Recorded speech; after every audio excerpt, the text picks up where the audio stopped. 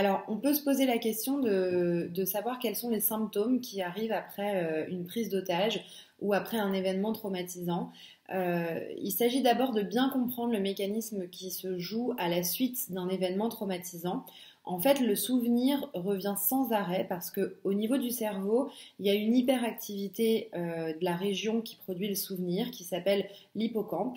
Et l'hippocampe va activer, elle, à son tour, la région qui gère les émotions, qui s'appelle l'amygdale, mais sans faire intervenir la pensée qui se trouve au niveau du cortex préfrontal, enfin, au niveau du front, et ce qui permettrait normalement de relativiser la situation. Donc ça fait que les victimes se retrouvent enfermées dans ce cercle vicieux. Et en fait, selon la personne, selon ses ressources internes ou ses ressources externes, selon ses expériences passées, son degré, ce qu'on appelle son degré de tolérance émotionnelle, on peut noter, repérer plusieurs symptômes de ce qu'on appelle l'état de stress post-traumatique qui peut subvenir à la suite du coup d'un événement traumatisant. Et si la personne développe donc ce qu'on appelle aujourd'hui un état de stress post-traumatique, les symptômes qu'on va pouvoir repérer sont par exemple la personne peut faire des sortes de crises d'angoisse avec des manifestations physiques de cette angoisse-là, avec ce qu'on appelle des reviviscences, ces fameux flashbacks-là. La personne va donc avoir ces flashbacks, des cauchemars, où elle va revivre comme si c'était l'état actuel, les événements qui se sont passés.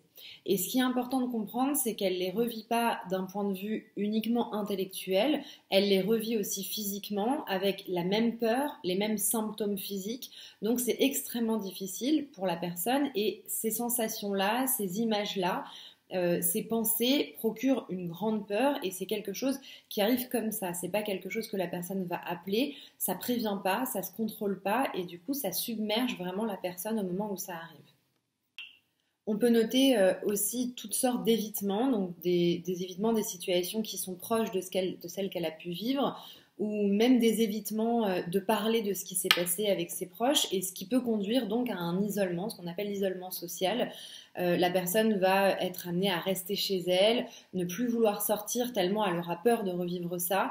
Elle peut être aussi dans l'évitement de parler de ce qui s'est passé. Alors ça c'est quand même difficile parce que l'extérieur sait ce qui s'est passé généralement et la personne est enfermée finalement dans cette position de victime, donc c'est très difficile pour la personne, elle est comme dans un cercle comme ça dans lequel elle n'arrive pas à se sortir et ça peut aussi amener à ce qu'on appelle un émoussement affectif, un certain repli sur soi et la personne du coup aura vraiment du mal à être en contact avec les autres.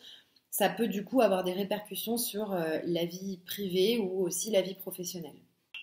Pour la prise en charge également, une médication, une prise en charge thérapeutique par les médicaments qui va aider à baisser le niveau d'anxiété, qui va travailler également sur la dépression parce que dans les risques, il y a ça aussi. On voit souvent ce qu'on appelle des comorbidités, c'est-à-dire qu'il y a des risques de dépression qui arrivent souvent dans le syndrome du stress post-traumatique parce que la personne va être dans des difficultés, elle n'est pas heureuse, elle se sent pas bien et donc la personne peut développer une dépression par la suite. On peut voir aussi des addictions, toutes sortes de risques comme ça, psychosociaux aussi.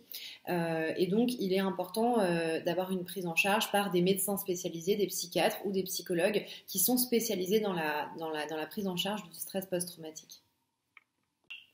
Et la personne qui vit cet état de stress post-traumatique éprouve une hypervigilance, elle est tout le temps sur le qui-vive, elle se sent en insécurité, elle n'est pas tranquille. Et après les reviviscences, la personne va être confrontée à ce qu'on appelle communément des attaques de panique, à des troubles paniques, et c'est extrêmement désarmant et déstabilisant pour la personne qui le vit. Pour guérir, parce qu'on peut aller mieux, c'est possible, c'est une pathologie qui peut se guérir, il y a des thérapies qui sont plus ou moins longues, dont l'EMDR. Ici, c'est une des meilleures thérapies qui est indiquée pour l'état de stress post-traumatique.